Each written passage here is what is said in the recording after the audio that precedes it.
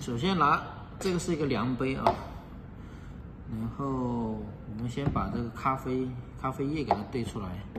这个咖啡的话，一般是这个瓶子可以打300毫升的咖啡，我们先倒50毫升的咖啡液，它上面有容量的，这上面可以显示。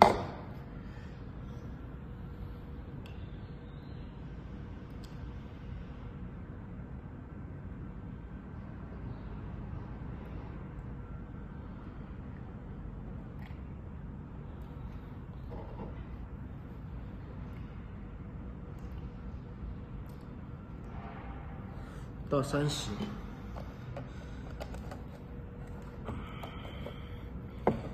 然后水灌到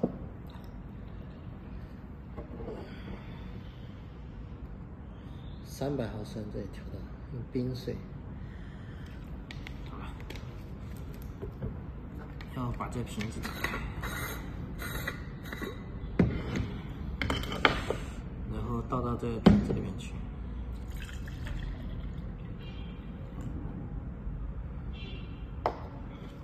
盖好，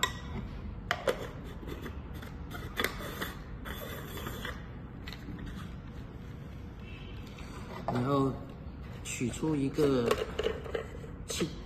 气蛋，这有3个气蛋，这里取出一个，然后吸铁石吸住，然后我们就可以用力旋紧了。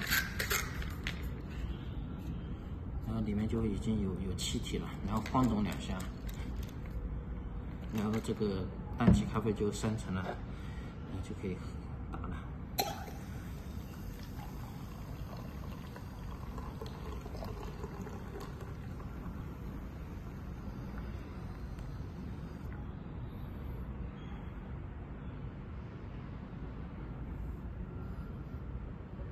那就完成了这氮气。